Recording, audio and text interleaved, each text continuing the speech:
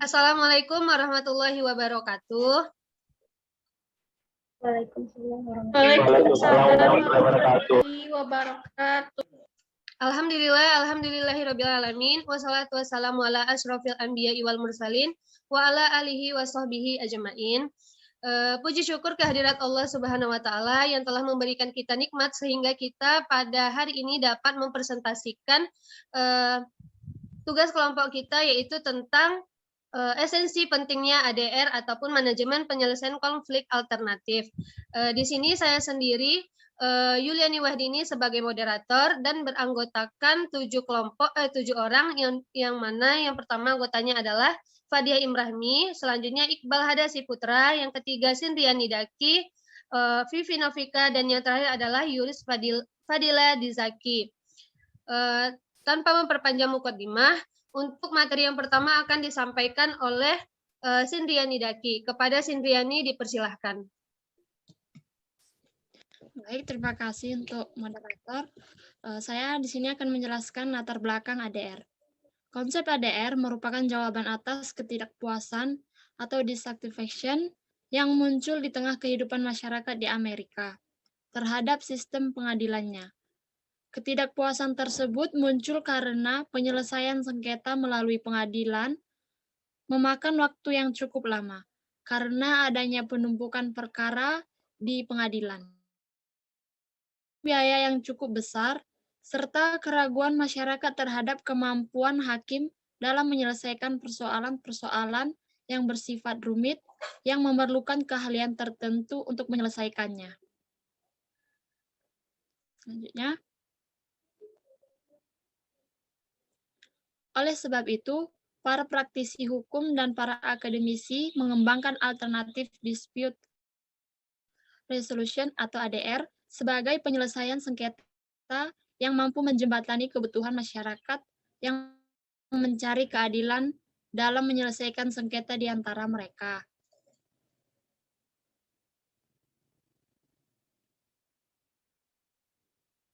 Alternatif penyelesaian sengketa dibagi menjadi beberapa, yaitu ada konsultasi. Di dalam Undang-Undang Nomor 30 Tahun 1999 tidak ada rumusan atau penjelasan mengenai makna konsultasi. Yang kedua, konsiliasi, suatu penyelesaian di mana para pihak berupaya aktif mencari penyelesaian dengan bantuan pihak ketiga.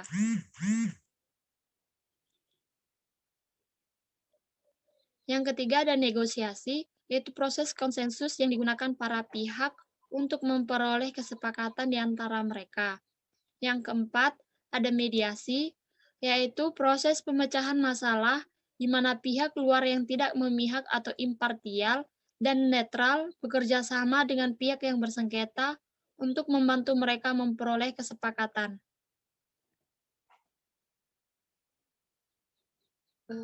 Baiklah, terima kasih kepada Sindriani yang telah menyampaikan materinya.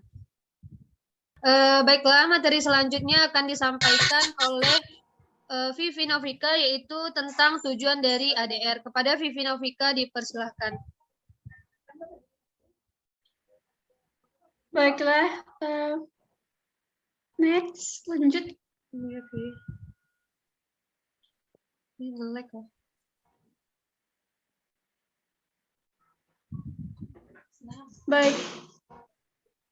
Baiklah teman-teman, saya Vivi Novika akan menyampaikan materi tentang tujuan ADR. Tujuan ADR di sini ada 4. Yang pertama yaitu mengurangi kemacetan pengadilan. Suatu hal yang tidak diharapkan terjadi karena dapat mengakibatkan kerugian bagi para pihak yang bersengketa, baik yang berada pada posisi yang benar maupun pada posisi yang salah. Di sini mengurangi kemacetan dalam pengadilan ini maksudnya ialah penyelesaian sengketa dapat dilakukan di luar pengadilan itu, sehingga kemacetan pengadilan dapat dihindari. Yang kedua yaitu meningkatkan keterlibatan masyarakat dalam proses penyelesaian sengketa tersebut. Proses penyelesaian sengketa melalui ADR di Indonesia bukanlah sesuatu yang baru dalam nilai-nilai budaya bangsa, karena jiwa dan sifat bangsa Indonesia dikenal dengan keluasan dan sifat kooperatif dalam menyelesaikan masalah. Oleh karena itu, dengan menyelesaikan sengketa melalui ADR ini, masyarakat terlibat langsung dalam penyelesaian sengketa tersebut. Next, lanjut.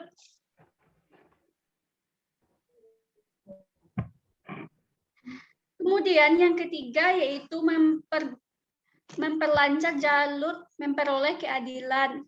Sengketa dapat bersifat publik atau perdata dan dapat terjadi baik secara lokal, nasional maupun internasional. Sengketa adalah suatu keadaan di mana ada pihak yang merasa dirugikan oleh pihak lain yang kemudian menyampaikan ketidakpuasan tersebut kepada pihak kedua. Yang keempat yaitu memperoleh penyelesaian sengketa secara win-win solution atau mutual acceptable solution. Dalam penyelesaian suatu konflik terdapat berbagai cara yang dapat dilakukan oleh seseorang atau masyarakat. Setiap penyelesaian sengketa memiliki konsekuensi yang berbeda-beda. Oleh karena itu, dalam proses penyelesaian sengketa, adat istiadat masyarakat setempat juga harus diperhatikan agar diperoleh penyelesaian sengketa yang tepat. Oke.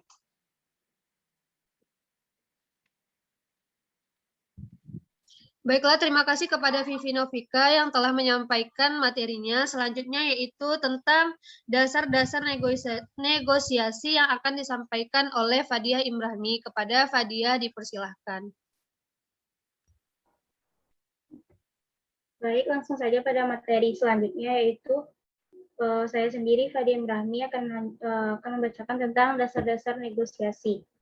Negosiasi melibatkan dua atau lebih pihak yang berkepentingan. Tujuannya agar tercapai suatu kesepakatan. Dengan begitu, mereka dapat bekerja satu sama lain. Negosiasi sering terjadi di dunia usaha sebab esensinya adalah komunikasi dan tawar-menawar. Negosiasi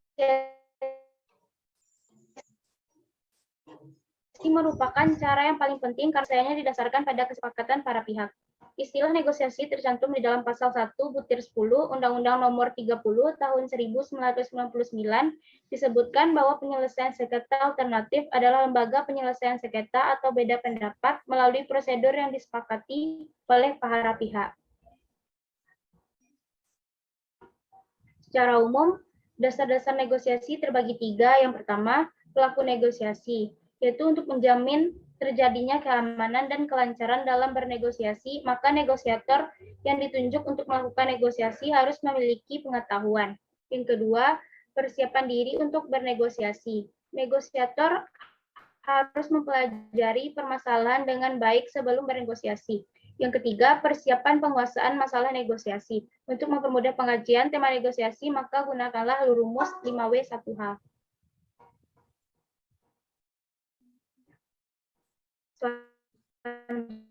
Selanjutnya, tiga konsep penting harus dipahami negosiator. Yang pertama, BATNA atau Best Alternative to a Negotiated Agreement, yaitu langkah-langkah atau alternatif-alternatif yang dilakukan oleh seorang negosiator bila negosiasi tidak mencapai kesepakatan.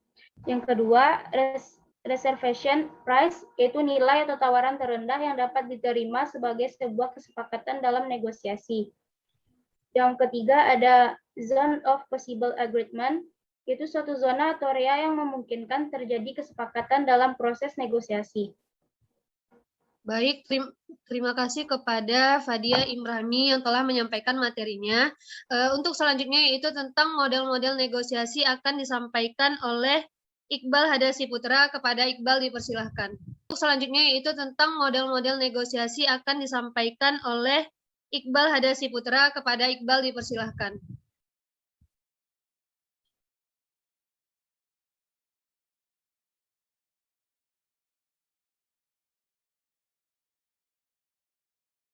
Model-model distributif atau kompetitif, mana kedua belah pihak yang terlibat pada kegiatan negosiasi.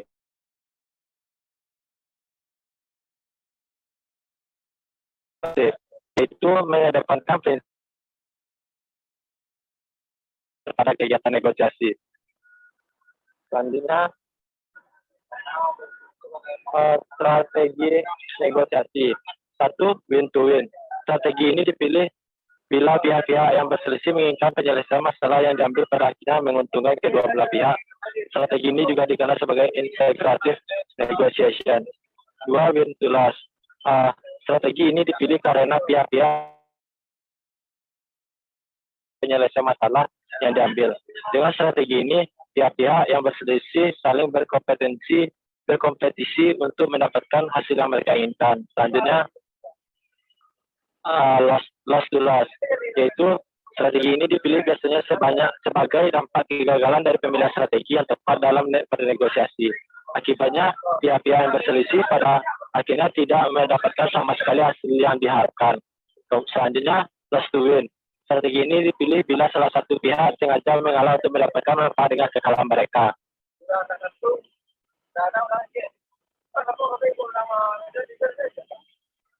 Baiklah, terima kasih kepada Iqbal yang telah menyampaikan materinya. Untuk materi selanjutnya akan disampaikan oleh Yuris Fadila Dizaki. Kepada Yuris, dipersilahkan. Baik, terima kasih pada moderator. Di sini saya akan menjelaskan tentang masa depan ADR. Masa depan ADR dapat dikatakan bahwa kehadiran ADR sebagai jawaban kritis dari cara penyelesaian sengketa yang formalistik yang dilakukan oleh badan-badan peradilan. Keadaan seperti ini tidak sejalan dengan nilai-nilai dasar hukum serta fungsi hukum untuk minimalisasi terjadinya konflik yang berkepanjangan. Karenanya perlu diadakan institusi baru sebagai alternatif yang dapat memenuhi keadilan yang responsif bagi para pihak dalam menyelesaikan sengketanya dengan cara mengakomodasi. Selanjutnya, meskipun ADR tidak dianggap sebagai pengganti dari mekanisme penyelesaian sengketa melalui litigasi dari pengadilan, namun ADR merupakan jawaban dari praktisi-praktisi hukum yang mempunyai pandangan kritis dari sistem peradilan, misalnya lamanya suatu proses litigasi di pengadilan untuk mencapai status final dan mengikat, korupsi yudisial, pemeriksaan kasus yang terbuka untuk umum, maraknya atau macam-macam kasus, dan lain-lain. Sekian dari saya kembalikan kepada moderator. Baiklah, terima kasih kepada Yuris yang telah menyampaikan materi terkait masa depan ADR. Baiklah, itulah penyampaian materi dari kelompok 7, yaitu tentang esensi pentingnya ADR. Dapat diketahui bahwa alternatif dispute resolution merupakan istilah yang pertama kali muncul di negara Amerika Serikat, yang dimana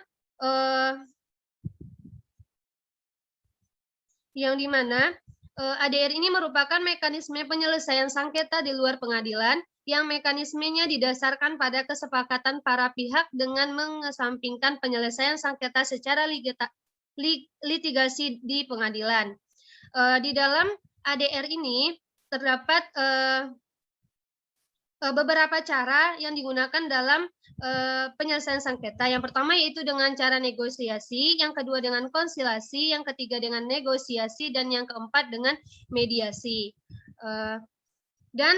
Tujuannya yang pertama yaitu mengurangi kemacetan pengadilan, yang kedua meningkatkan keterlibatan masyarakat dalam proses, yang ketiga memperlancar jalur memperoleh keadilan penyelesaian sengketa, dan yang keempat memperoleh penyelesaian sengketa secara win-win solution atau mutual acceptable solution. Mungkin hanya itu kesimpulan dari penyampaian materi pada kelompok 7 tentang esensi pentingnya ADR. Untuk kurang lebihnya kami dari kelompok 7 mohon maaf. 7 ini di mana kami beranggotakan 7 orang, cuman pada yang ikut berkontribusi dalam pembuatan makalah serta PPT pada kelompok 7 ini hanya 6 orang, dan satu tidak berpartisipasi, yaitu yang bernama Yuda Jose Fernando dengan NIM 19042204. Mungkin hanya sekian presentasi dari kelompok kami. Kurang lebihnya kami dari kelompok 7 mohon maaf. Assalamualaikum warahmatullahi wabarakatuh. Waalaikumsalam warahmatullahi wabarakatuh.